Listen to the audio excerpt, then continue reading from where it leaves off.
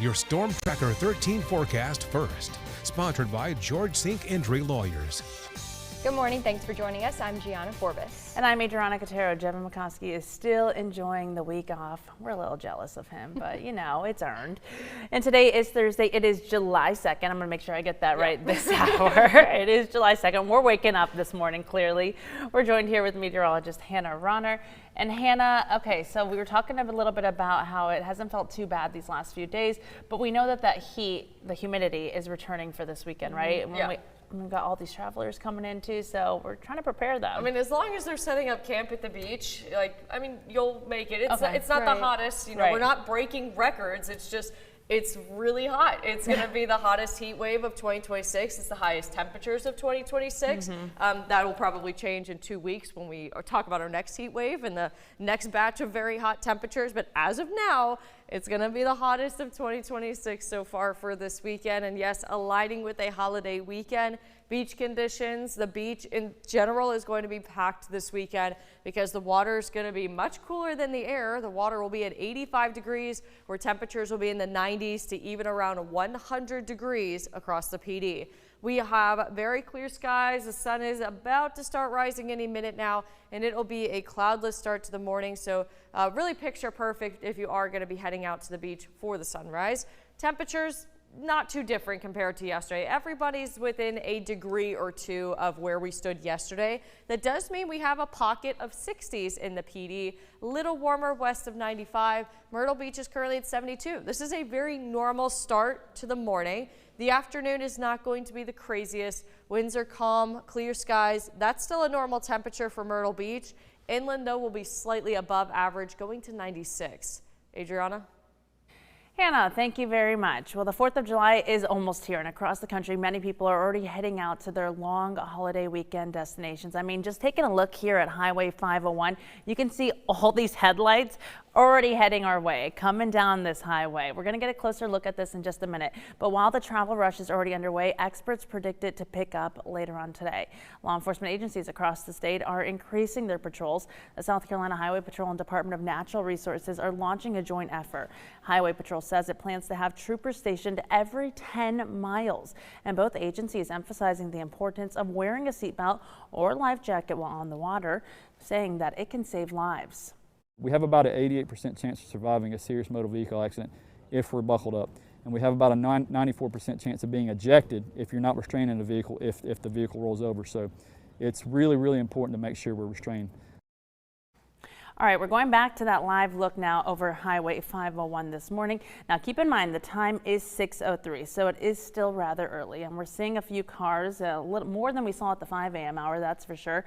But AAA is recommending you take advantage of this time because it's still not bumper to bumper yet. The road agency is predicting record-breaking travel with more than 72.2 million Americans heading at least 50 miles away from home. And if you are heading out today, experts recommend leaving before noon and avoiding that travel rush, which is expected from 2 to 6 p.m. And then tomorrow, they recommend leaving before 11 a.m. Myrtle Beach is also gearing up for the holiday. Officials say it's one of their busiest times of the year, and their crews are working around the clock to keep the city clean and safe. City officials want to remind you that fireworks are not allowed on the beach at any time of day. They're also stressing the importance of filling in any holes at the beach and taking all your belongings with you at the end of the day.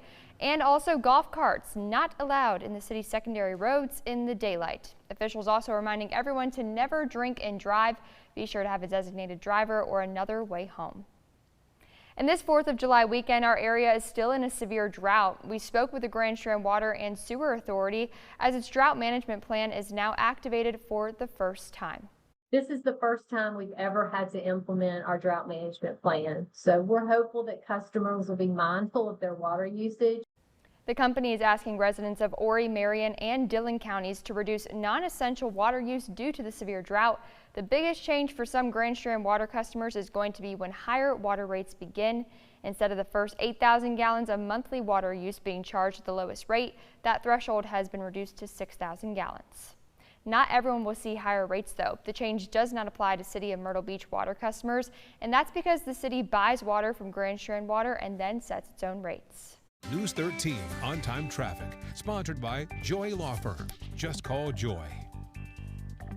The time is 6:05 and traffic is still quiet. It's very early in the morning. If you are heading out for a long holiday weekend, going before 8 a.m. would probably be in your best interest, because for those who are staying in the Myrtle Beach area, you probably still have to go to work today and tomorrow. So you are going to have typical congestion that comes with the morning commute. That live look at 17 was quiet. Skies are very clear this morning. It's going to be a great sunrise. The drive time is 8 minutes from Mr. Joe White to 82nd Parkway on 17. Interstate travel, of course, we're mostly trying to get to the interstate if you are going to be heading out and traveling by car. This is I-95 near State Line Road, right on the border of Dillon and Robeson County. And it does look maybe a little more awake than yesterday. And again, it's because we're gearing up for a holiday weekend. For downtown Florence, it's 3 minutes from 5 Points to Irby. Adriana? Hannah, thank you very much. And a multi-vehicle crash in Florence County, leaving several people injured and roads closed for hours. West Florence Fire Rescue says it happened just after 7 last night at the intersection of Old Ebenezer Road and Popular Chase Lane. Officials say 4 vehicles were involved and that 6 people were treated for injuries at the scene. Roads are back open this morning. Officials say more information will be released as it becomes available.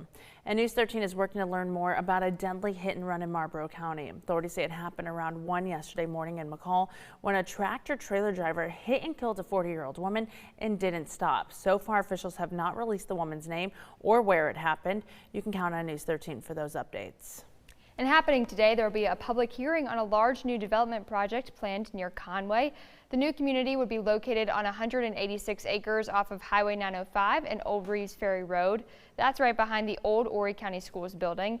Now, the developer plans to build 372 new homes on the property, as well as turn lanes and a traffic light at the 905 intersection to help ease increased traffic. The Planning Commission meeting is tonight at 5:30 in Conway. On your morning growth tracker, new homes are coming to Sockasty. Crews recently cutting down large trees along Peachtree Road, and last year, Horry County Council approved a rezoning that would allow for 145 single-family homes across from Julius Lane. The area is near the swing bridge and the historic Starvis House. The neighborhood will have entrances on Peachtree Road and Leisure Lane. Horry County Schools is looking to strike a better balance between technology and traditional learning. Yeah, and district leaders recently unveiling a plan they say will reduce student screen time while adding in more face-to-face learning. Under this plan, district leaders say daily screen time recommendations would vary by grade level. The youngest students will spend little or no time on devices during the school day, while middle and high school students will range from 1 to 3 hours per day.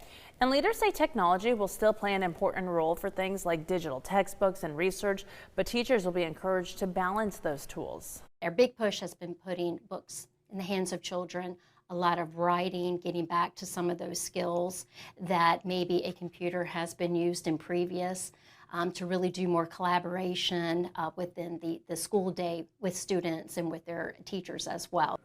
The district is also exploring limiting access to district-issued devices during certain hours outside the school day to help reduce late-night screen use. Temperatures are rising and AC is lowering. We have tips for keeping your home cool and bills down. That's coming up next.